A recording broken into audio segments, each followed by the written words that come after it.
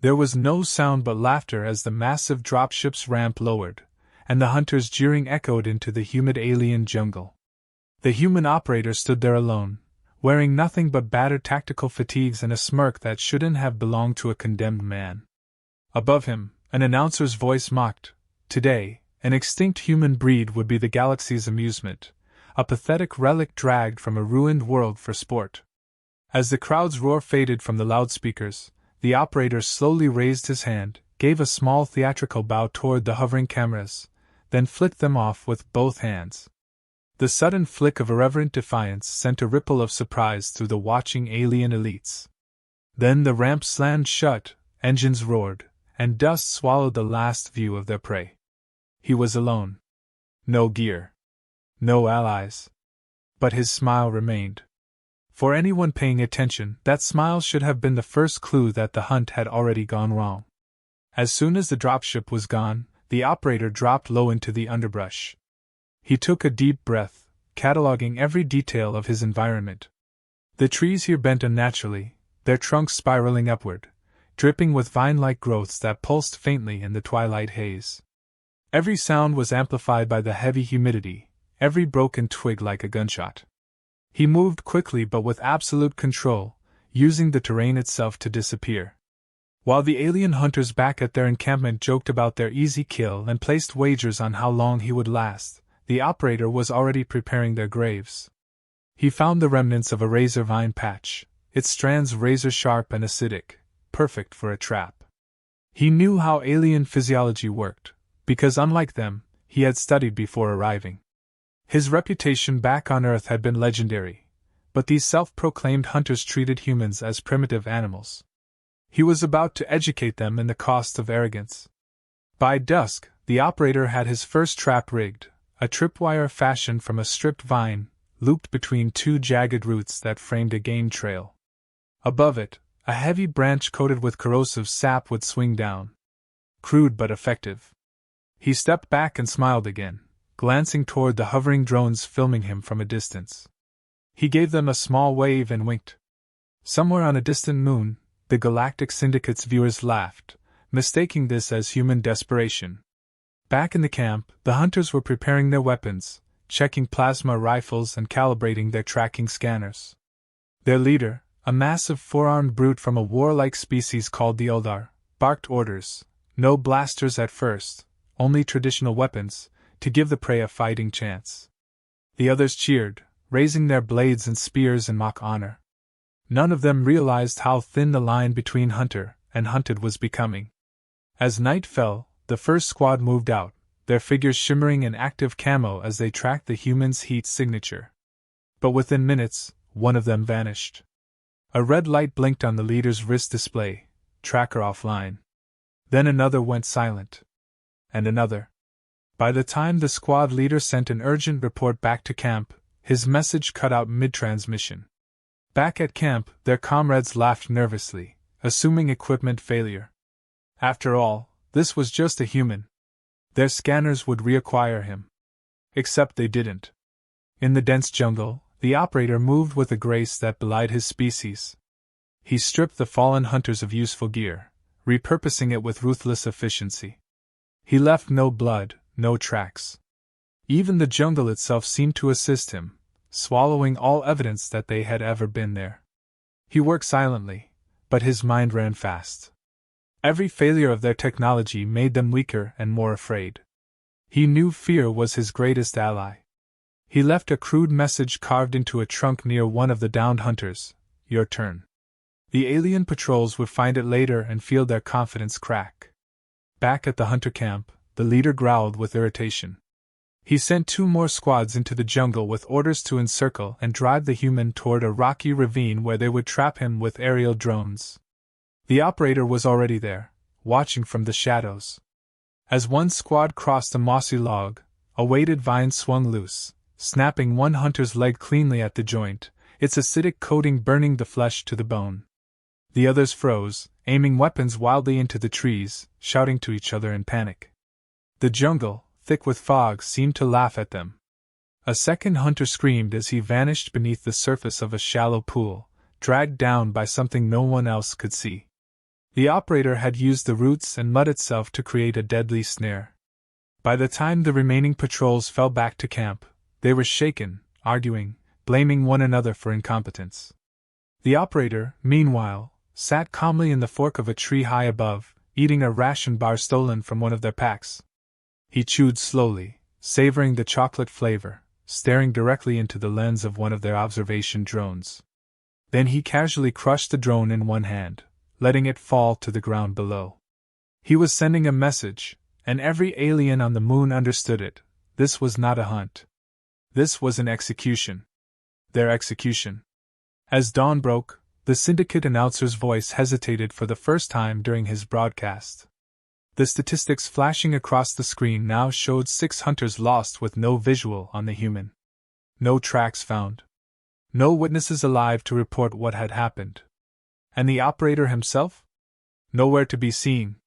He had slipped through every perimeter, evaded every scan. The hunters had not merely lost control, they were now the prey. The alien leader stared at his tactical readouts, watching his reputation and certainty unravel. The jungle was quiet again, but not in a peaceful way. The stillness was suffocating.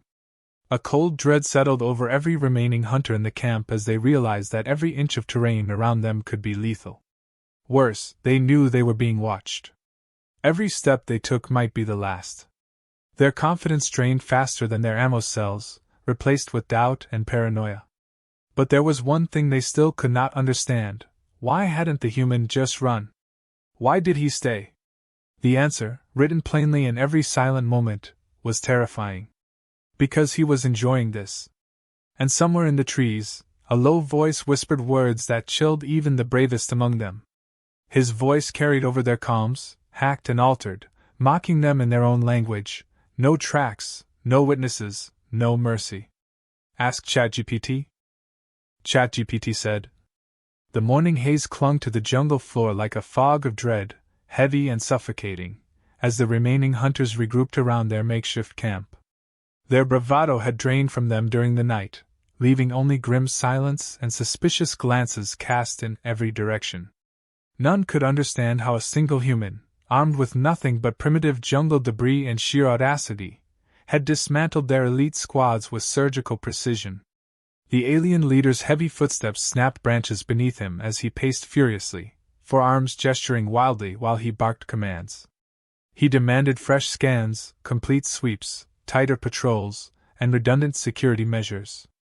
But every sensor, every drone, every piece of advanced technology seemed to be failing one by one, sabotaged without explanation. It was as if the jungle itself conspired with the human, swallowing signals and erasing tracks as quickly as they could be found. Meanwhile, the operator was far closer than they could have imagined. Perched in the upper branches of a wide canopied tree directly above their camp, he watched their every movement through stolen optics he had salvaged from their fallen comrades.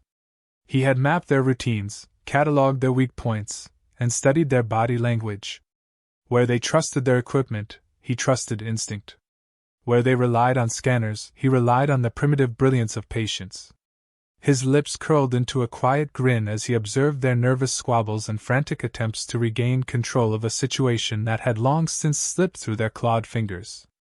The jungle was alive around them, insects humming, strange birds calling, vines twisting slowly toward the light, and all of it seemed to pulse with the same energy as the operator's will.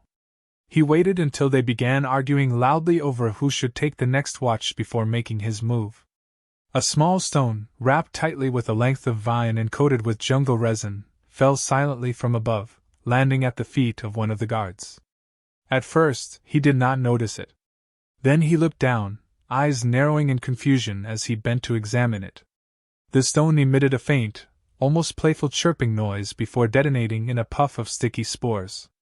The spores clung instantly to his armor, hardening into a glue-like paste that locked his joints together. His shriek of panic brought the others running, but too late. The operator had already vanished again, melting back into the canopy as the guards struggled uselessly, encased in a tightening web of hardened spores. Laughter echoed through their calms, but it was not human laughter. The operator had recorded their own voices during their earlier arguments, and now replayed them over the channel at random intervals, sowing confusion and distrust. Hours passed, and the jungle's heat grew oppressive, sapping strength and courage alike.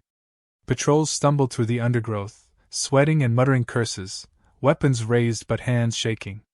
They stumbled into false trails the operator had laid out deliberately, signs of human passage where none existed, snapped twigs pointing the wrong way, footprints leading in circles, shredded fabric pinned to a tree branch. Every time they thought they had cornered him, they found nothing but empty traps and mocking signs. A crude stick figure carved into a tree, waving cheerfully. An empty ration wrapper placed neatly atop an alien helmet, as if left as an offering. Even when they checked their scanners and recon drones, they saw only dense foliage and tangled shadows. What none of them realized was that the operator had learned their patrol patterns so thoroughly that he could walk right past them without detection. He moved like a ghost between their ranks, leaving no heat signature, no sound, and no scent. He had smeared himself with the juice of a plant that disrupted their sensors and neutralized his biological markers. While the hunters grew increasingly frustrated, he harvested more materials from their own fallen comrades, dismantling weapons and reconfiguring them into traps. He had learned that one species of hunter was allergic to the pollen of a certain flower, and so carefully spread it around their bedrolls. By morning, half the patrol was suffering from debilitating allergic reactions, sneezing violently, their faces swollen and red, while the others mocked them but secretly feared what this meant. Their advantage was gone. Their morale cracked. As night fell once again, the operator escalated his campaign of terror. He left no bodies but continued to thin their ranks, each disappearance marked by a new symbol etched into the trees surrounding their camp. None of them understood the meaning of the symbols, but they all felt the growing weight of doom with every new mark. In reality, they were ancient human runes of victory and war, chosen deliberately for their psychological effect. The operator knew that fear was the most powerful weapon he could wield, and he used it ruthlessly, allowing them just enough hope to imagine they could still win before taking it away again with every vanished comrade. At one point, the alien leader ordered a complete withdrawal to higher ground, hoping the rocky cliffs would offer a defensive advantage. He barked into his comm, demanding an aerial extraction, but even the ships above could not find a safe landing zone. The jungle seemed to shift its landscape with every hour, vines overgrowing clearings, roots buckling pathways, mists rising thicker than before. It was as if the entire environment obeyed the human operator's will.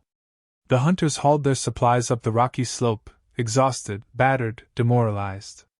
They thought they had finally gained a secure vantage point when a sudden shower of stones fell from above, accompanied by a single, chilling sound that froze them all in place: a human whistle. The simple, jaunty tune of an old Earth folk song, played perfectly, echoing through the cliffs. Panic spread through the group as they scrambled to locate the source. One hunter slipped, falling into a crevice and breaking a leg. Another spun wildly and discharged his weapon into the shadows, hitting nothing but stone. They were falling apart. The operator's mastery of their psychology was absolute now. He did not even need to kill directly. Their paranoia, fear, and mistrust were doing the work for him. The alien leader finally snapped, striking one of his own soldiers in the face, blaming him for incompetence. The soldier lashed back, and within moments, the camp descended into chaos as accusations and fists flew freely. All the while, the operator observed from a narrow ledge above, invisible to their scanners, calm and patient. He adjusted the settings on a stolen device, rerouting their own communications network to replay their arguments back to them in distorted echoes, twisting their own voices into a chorus of mocking jeers. It was almost too easy. By the time dawn broke again, the alien force had lost nearly half its number, some through death, others through desertion, a few simply lost in the jungle, never to return. Their once proud hunting expedition was now reduced to a frightened, battered handful clinging to a rocky outcrop, too afraid to descend, too afraid to stay. The operator smiled to himself as he vanished once more into the mist, leaving behind no tracks, no witnesses, and no hope. The jungle moon's humid morning gave way to a suffocating afternoon, and the remnants of the hunter party clung to their high ground like animals trapped on a shrinking island. Their leader sat apart from the others, his massive frame hunched forward, for clawed hands gripping his weapon but eyes distant and unfocused. He was no longer certain whether the hunt was still a hunt, or whether they had become prey masquerading as predators. Around him, the camp was quiet except for the low groans of the injured and the occasional mutter of a hunter wondering aloud why they could not detect the human at all, even with their most advanced scanners. A bitter laugh escaped the leader's lips when one of his officers suggested that perhaps the human had simply died somewhere in the jungle, and they were now hunting a ghost. No, he thought grimly, this human was alive and watching them even now. Of that, he had no doubt. The operator crouched nearby in the branches of a tree that overlooked the rocky outcrop, silent as death. He studied every movement, every hesitation, every furtive glance exchanged among the remaining hunters. He could see their exhaustion, their injuries, their trembling hands as they struggled to complete even simple tasks like checking their weapons or setting a perimeter alarm. He could almost feel the weight of their fear pressing down on them like a physical force. Their supplies were running low, their morale already broken, and their cohesion as a unit had long since disintegrated. This was no longer a fight. This was the slow unraveling of an arrogant hunting party caught in a nightmare of their own making. But the operator was not finished with them yet.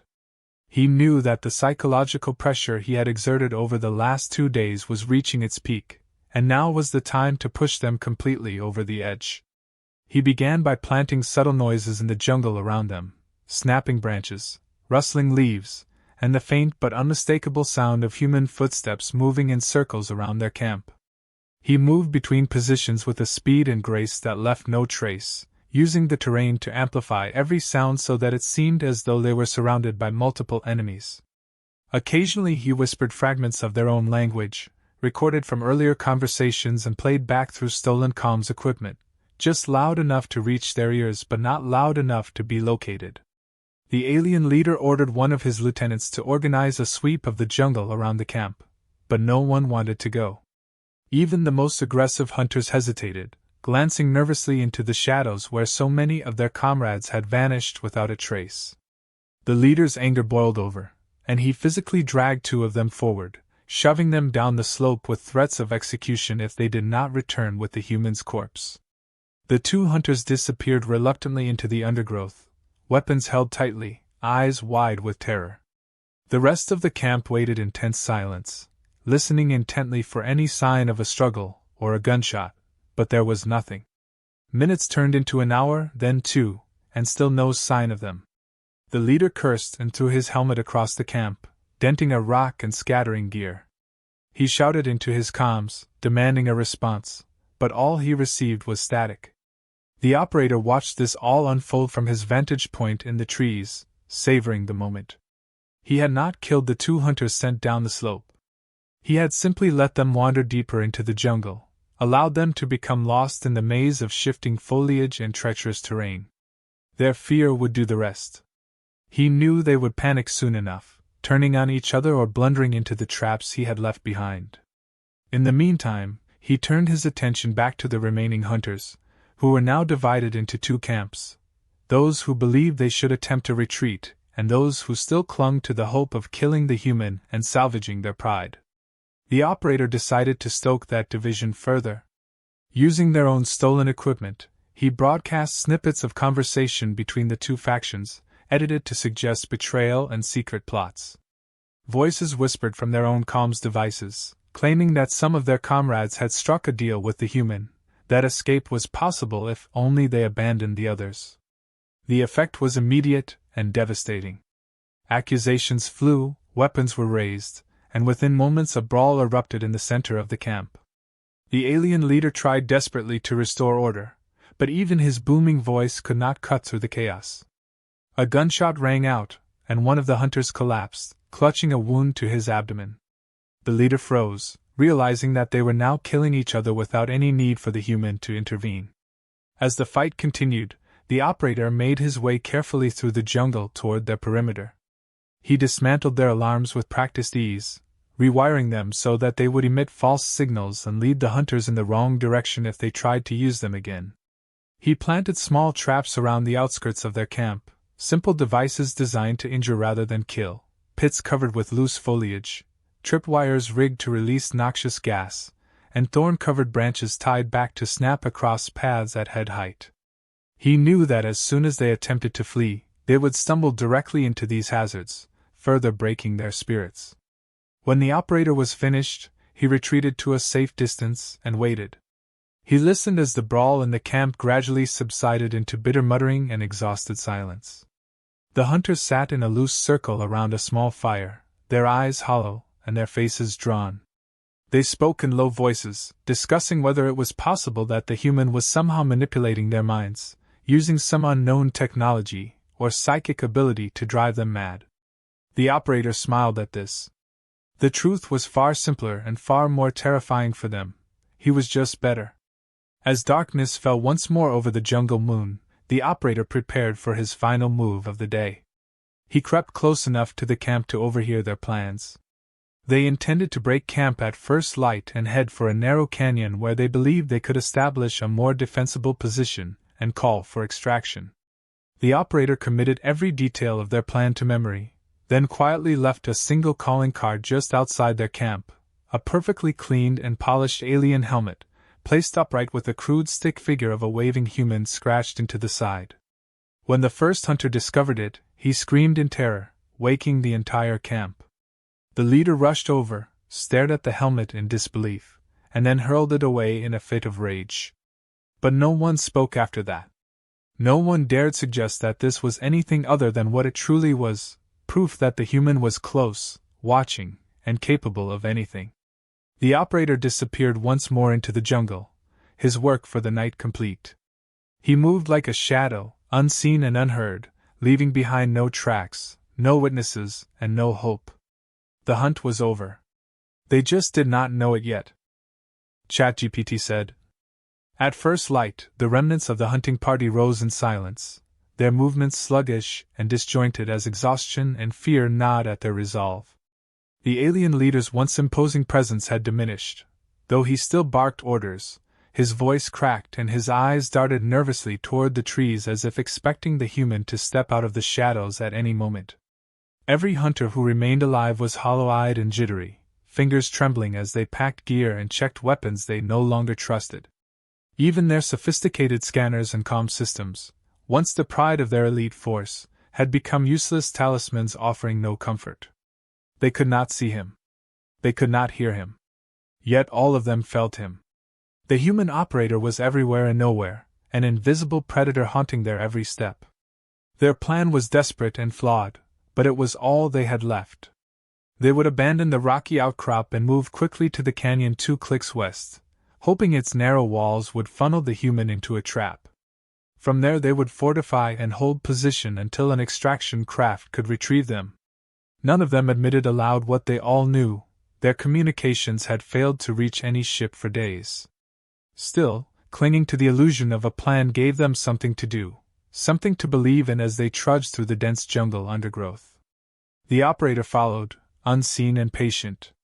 He knew exactly where they were going and had already prepared the canyon hours earlier under cover of night. He moved along an unseen path parallel to their route, circling back occasionally to erase their signs of passage as a cruel joke. If anyone tried to track them later, they would find nothing. No tracks. No trail. No evidence that anyone had passed through this jungle. By mid-morning, the hunters entered a low-lying ravine where towering trees leaned inward, their roots exposed and gnarled from centuries of erosion. The foliage overhead blocked most of the light, casting them into an eerie twilight that seemed to sap the color from their surroundings. Here, the operator had chosen his battleground carefully. He had rigged vine snares at knee-height, spread slippery moss over rocks, and seeded the air with a fine powder harvested from local plants that interfered with the aliens' respiratory systems, making it harder for them to breathe, harder for them to think clearly. The hunters slowed, coughing and wheezing, eyes watering from the irritant in the air. Their formation disintegrated almost immediately, spreading out as individuals tried to find clearer air or steadier footing. The operator let them fragment, observing calmly from a shadowed perch just meters above their heads. He could hear every labored breath, every curse muttered under their breath. He waited until the leader moved forward alone before striking. A weighted snare dropped silently from above, wrapping around the leader's weapon and yanking it from his grasp. The weapon clattered to the ground, spinning away into the underbrush. Instinctively, the leader dove after it, only to find himself tumbling down a concealed slope into a shallow pit lined with sharpened stakes. He managed to avoid the worst of them, landing with a bone-jarring thud, but he was trapped, lying dazed at the bottom while the jungle closed in overhead. His shout for help brought 2 hunters running, but neither made it far. One tripped a hidden tripwire that triggered a cascade of stones from above, burying him beneath a small rock slide. The second froze in place, torn between helping his fallen comrades and protecting himself. His hesitation proved fatal as the operator emerged from the shadows without a sound, striking from behind with a knife fashioned from a jagged alien bone. The blade slid effortlessly between the hunter's armor plates, and the operator caught the body before it hit the ground, lowering it gently so as not to make a noise. Then he melted back into the undergrowth. Panic swept through the remaining hunters as they realized that yet again, they had lost contact with half their number in the space of minutes. Their voices rose in fear and confusion, and soon they began firing wildly into the jungle, plasma bolts sizzling against tree trunks and burning harmless holes through the undergrowth. The operator remained calm, counting their shots, calculating how many rounds each had left before they were forced to reload or abandon their weapons entirely. He whispered occasionally through their comms, replaying distorted versions of their leader's voice giving contradictory orders. Retreat. Advance. Hold position. Split into teams. Every phrase designed to confuse and fracture what little discipline remained. Eventually, their ammunition ran low, and they began to move again, stumbling blindly toward the canyon entrance. The operator let them go. He knew that the true trap lay ahead. By late afternoon, they reached the canyon, its towering stone walls rising on either side like the jaws of some ancient beast. The alien leader, battered and bloody but still breathing, had crawled free of the pit and caught up to them just as they reached the mouth of the canyon. His face was drawn, and his confidence was shattered, but he rallied what remained of his force and ordered them to form up. Together they would enter the canyon and hold it until rescue arrived. It was their last stand. But as they moved deeper into the narrow gorge, they began to notice strange details. A severed vine hanging from a branch, twisted into the shape of a noose. Rocks arranged in a spiral pattern on the ground. A simple stick figure drawn on the canyon wall, smiling. Each sign sent a fresh jolt of terror through them, but they pressed on, too far gone to turn back now. The operator watched from above, following them along a narrow ledge that ran the length of the canyon. He had placed his traps with surgical precision, ensuring that the hunters would walk directly into them. As the lead hunter stepped onto a narrow stone bridge spanning a dry chasm, the operator triggered the first trap. The stone beneath the hunter's feet gave way, and he plunged screaming into the abyss. The next hunter froze, only to find himself yanked backward by a snare that wrapped around his ankle and hoisted him upside down, where he dangled helplessly as the operator's voice whispered directly into his ear through a hacked comm device. No tracks, no witnesses, no mercy. The remaining hunters broke and ran, scattering through the canyon, but every path led to another trap. Falling rocks. Collapsing ledges. Spike pits hidden beneath loose soil.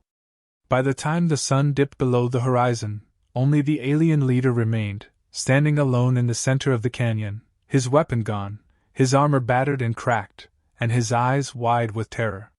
He turned slowly in a circle, scanning the shadows for any sign of the human, but there was nothing. Only silence. Then, from directly behind him, the operator stepped forward, his face impassive and his voice calm as he spoke a single sentence in the alien's own language. The hunt is over. The leader whirled, but he was too slow. The operator struck with brutal efficiency, and the last of the hunters fell. With the canyon now empty, the operator stood alone beneath the stars. He had left no tracks. No witnesses. Nothing but a memory that would haunt the galaxy forever. ChatGPT said. The jungle fell silent after the last scream faded into the night, and the canyon became a tomb of echoes and shadows. The operator stood in stillness, his breath slow and even, his body blending perfectly with the dark stone around him. He did not rush to leave. He waited, listening, watching, ensuring there was no remaining threat. His discipline was absolute. There would be no mistakes. No arrogance.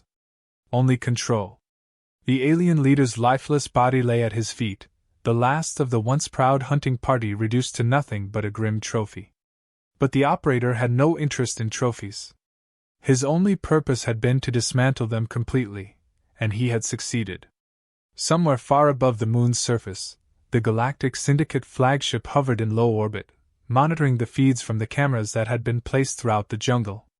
Those feeds were now blank, interrupted only by occasional bursts of static and a quiet hum that seemed to mock their surveillance.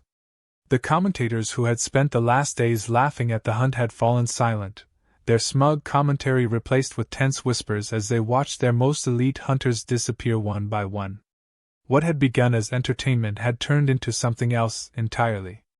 The operator knew they were watching. He could feel their gaze, their panic, their disbelief. And that was exactly what he wanted. He had been hunting not just the hunters on the ground, but every arrogant spectator who had wagered on his death. The game was far from over. Moving swiftly now, the operator climbed the canyon wall, choosing paths that offered maximum concealment and minimum exposure. His movements were precise and fluid, shaped by years of training and the hard lessons of surviving against overwhelming odds. He knew that somewhere above, the Syndicate was likely preparing an extraction team, believing they could salvage their humiliation by killing him themselves. He would not give them that chance. At the canyon's edge, he paused to study the sky. The faint glimmer of the Syndicate flagship was visible, a sharp point of light against the dark. He smiled faintly. They would expect him to hide, to flee deeper into the jungle and wait for another hunt to begin. Instead, he would bring the fight to them. He moved quickly now, slipping through the jungle under the cover of night, his mind already calculating the steps required to reach the Syndicate's forward operating base hidden on the far side of the moon. He knew from intercepted communications that a shuttle awaited there, prepped for rapid extraction of the remaining hunters. There were no remaining hunters. Only him. Hours later, just before dawn, he reached the perimeter of the base. From a ridge overlooking the camp, he surveyed its layout, noting the positions of the sentries, the locations of fuel cells, the entry points, and the path to the shuttle bay. It was heavily guarded, but it did not matter. He had walked through worse. The guards here were not hunters. They were bored technicians and soldiers who had spent days laughing at his presumed failure. They would not be ready. He began his infiltration with care, disabling sensors and cameras silently, one by one, creating dead zones through which he slipped like a shadow. When necessary, he used small, silent weapons fashioned from scavenged parts, eliminating guards with precise strikes that left no sound, no alarm, no evidence of his passage. He moved through the base like a ghost, leaving behind only confusion as sentries vanished without a trace. By the time the base's commander realized something was wrong, it was too late. The operator had reached the shuttle bay, where the sleek extraction vessel sat idle, its engines still cooling from a test burn. The pilot sat in the cockpit, reading a data tablet, oblivious to the danger until it was too late. The operator opened the hatch and dispatched him with one efficient motion, dragging the body aside and sealing the hatch behind him. He sat in the pilot's seat for a moment, studying the controls. His knowledge of alien systems was limited but adaptable. He had learned quickly over the past days, piecing together their language, their patterns, their weaknesses. With a few careful taps, he powered up the engines and rerouted the shuttle's transponder to mimic a returning hunter party. The base's automated defenses recognized the signal and did not fire as he lifted off, rising smoothly into the sky.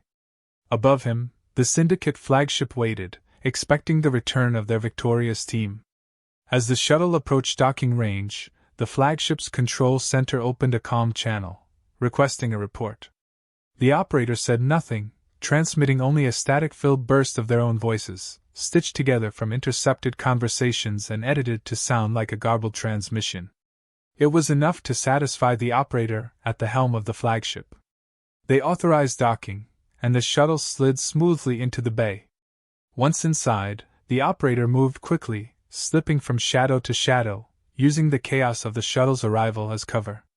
The crew who came to greet the hunters found only silence as they stepped into the docking bay. The operator struck from above, neutralizing them with swift precision. Within minutes, he was deep inside the flagship, working his way toward the bridge. Throughout the ship, confusion spread. The bridge crew attempted to make contact with the hunters but received no reply. Security teams were dispatched but found no sign of intruders. Cameras failed one by one as the operator moved through their blind spots, erasing his passage as he went. By the time he reached the bridge, the ship was in disarray. The crew did not see him until he was already among them. He acted without hesitation, disabling the commander and the security detail in seconds. The bridge fell silent as he stepped forward and accessed the main communications console. He opened a channel to the entire fleet, broadcasting his image across every syndicate vessel and outposts watching the hunt. His face was calm, his eyes cold. "Never hunt humans again," he said quietly. Then, with a few swift keystrokes, he uploaded a virus he had pieced together from stolen code during his time in the jungle. The virus spread rapidly through the ship's systems, disabling weapons, communications, propulsion, and life support. Alarms blared, but it was too late. The operator stepped away from the console, turned once to look at the stars beyond the viewport, then vanished into the ventilation shafts before the crew could organize a response. Somewhere deep in the jungle below, the Syndicate's broadcast drones, still hovering among the trees, transmitted their final images: an empty jungle, littered with the gear of the fallen, and a single crude carving on a tree. No tracks. No witnesses. No mercy. The legend of the human operator was sealed forever. The flagship drifted in silence above the jungle moon, its systems crippled, its crew scrambling in growing panic as command lines refused to respond and power flickered unpredictably across the decks. Below, the jungle seemed serene, as if mocking the chaos now gripping the mighty vessel that had once hovered with the confidence of a predator. Somewhere deep in the heart of that ship, the human operator moved unnoticed, his presence a ghostly shadow that none could track, none could predict, and none could confront. He had delivered his message, crippled their pride, and broken their technological arrogance, but he was not yet done. This final chapter was not about escape. It was about ensuring that every single being who had watched this hunt unfold would carry the memory of this defeat as a scar that would never heal. The crew's attempts to restore order grew increasingly desperate. Teams ran from one darkened corridor to another, but each time they thought they had stabilized the system, it would fail again, overridden by the viral code the operator had seeded into every circuit. Entire decks flickered on and off, lights strobing erratically as if the ship itself was afraid of the man who stalked its passageways. Doors that should have sealed tight to protect vital areas stood open, while secure rooms that should have offered refuge became traps as life support shut off inside. Even the most hardened soldiers aboard, veterans of countless galactic campaigns, now walked with wide eyes, weapons shaking in their hands, terrified that the human would appear from the shadows behind them at any moment. The operator did not rush. Every step he took was measured, every move deliberate. He moved through maintenance shafts and ventilation tunnels, traversing the massive ship as if it were a familiar hunting ground rather than an alien warship designed to repel any threat. His mind worked with cold precision, plotting not just his next move but the ripples it would create in the minds of those who still believed they might regain control. He had already reached the ship's central reactor hours before and planted small but carefully arranged charges near the core conduits. Now, as he worked his way toward the hangar bay, he allowed snippets of his voice to echo intermittently over the ship's comm system. Sometimes a whisper in their own language. Sometimes a mocking laugh. Sometimes complete silence followed by the sound of footsteps where no one should be walking. On the bridge, the captain sat rigid in his chair, his claws digging into the armrests as sweat dripped from his brow. The last report from security had said nothing useful, only that patrols were missing, sensors unreliable, and there was no confirmation the human was even aboard. But they all knew he was. The absence of evidence had become the evidence.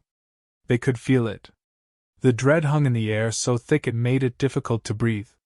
Every crew member flinched at the slightest sound, jumped when doors opened, and found themselves turning in circles, searching the shadows for a glimpse of their invisible adversary. The operator reached the hangar without difficulty. He had anticipated that their attention would remain fixed on the bridge and reactor sectors, where they assumed the critical threat lay. The hangar was quiet, almost abandoned, its crew either dead, hiding, or dispatched elsewhere. The sleek craft he had used to infiltrate the ships sat quietly on the deck, but he ignored it. Instead, he approached a larger shuttle, one marked for diplomatic use, knowing it would have secure communication lines and a transponder that could override most blockade protocols. He climbed aboard and quickly checked its systems, ensuring that the engine was still operational and that the navigation logs were clean. Satisfied, he moved back to the hatch and paused. Before he left, there was one final message to deliver. He accessed the ship's broadcast systems directly from the shuttle's comms panel, overriding the emergency frequencies that had been reserved for distress signals. His voice, calm and measured, echoed through every speaker across the flagship and across the galactic network that had once been gleefully broadcasting the spectacle of his expected death. "You wanted to hunt a human," he said. "You thought it would amuse you. Now you know the price of that arrogance. This hunt is over, but you will never forget it. No tracks. No witnesses. No mercy." Then he cut the transmission and triggered the charges he had planted in the reactor room. He did not wait to watch the results. The moment he pressed the detonator, he sealed the hatch, powered up the diplomatic shuttle's engines, and accelerated out of the hangar bay just as the first tremors rocked the flagship's hull. Behind him, the massive ship began to come apart. Explosions rippled through its superstructure as secondary systems overloaded and containment fields failed. The reactor's final rupture sent a wave of plasma tearing through the decks, engulfing entire sections in white-hot fire. Within minutes, the flagship that had once been a symbol of Syndicate power was reduced to a drifting, burning hulk, its carcass spinning slowly in the void above the jungle moon where the hunt had begun. The shuttle's systems confirmed clean escape vectors and began plotting courses for deep space. The operator sat back in the pilot's chair, his expression unreadable, his mind already turning over the next steps. There would be repercussions, he knew that much. The Syndicate would not forget what he had done. They would send fleets, assassins, agents, all in pursuit of the human who had humiliated them before the eyes of every watching system. But that was fine. Let them come. He had never expected to survive this long in the first place. Every breath he drew now was borrowed time, every day a gift stolen from those who had underestimated him. But he would not wait to be hunted again. This time, he would choose the battlefield. This time, he would dictate the terms. His legend had begun as a spectacle meant for the amusement of alien elites, but now it had become something far more dangerous, a symbol. A warning. A reminder that even the most primitive prey, when cornered and underestimated, could become the deadliest predator of all. As the diplomatic shuttle slipped into faster-than-light travel, the operator allowed himself a moment of silence.